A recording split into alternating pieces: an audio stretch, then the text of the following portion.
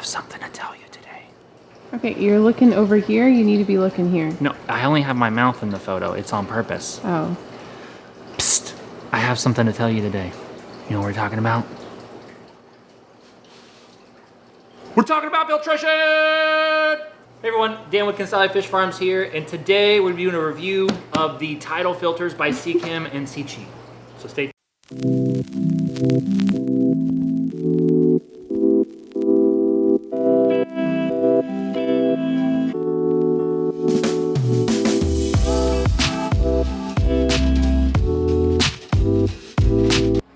Alright, hey everyone, just going to do a little bit different type of video today. I'm going to do a little voiceover action as my wife helps me do the unboxing.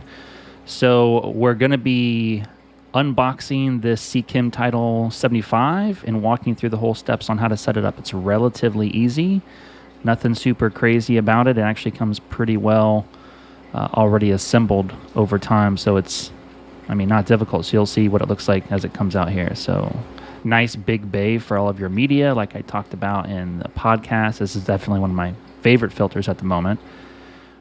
So we're talking about a few of the features and what's in here. So you take off the top lid, it's going to have one little box, your bag of media, and your course pad's already going to be set up at the bottom. That white bay with the little hooks is just removable, and that's for all of your filter type media anyway.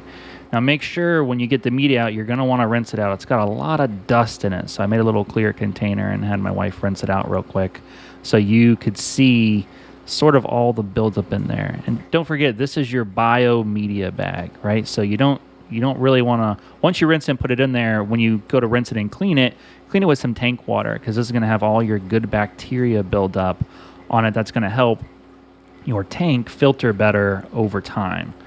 So keep that in mind once you place it. And you want to place that above your coarse filter pad. And that's because you want to get all the gunk out of there before it hits that media bag, right? And the point is, if you have it beforehand, what will happen is that gunk will literally get gunked on your media, causing it to have less surface area, causing it not to work as efficiently or as optimized as it possibly could. All right. Now we're going to go ahead and open up that little box there, and inside it we've got our intake tube. We've got, I believe they're calling it a mounting screw, the little screw with the little black top there. That's going to be to help make sure the filter fits correctly on our tank. And then that other little blue part is going to be, if you need it, a heater holder for your tank that we're going to mount on the side of it. So we're going to show you how to set that up first. All right, so here's how the filter heater holder works. You take the little blue piece, it's got a little slide-in clip. You slide it in by taking off that little cover for the pump, and then you just put it back on. Literally 2-second install, no big deal.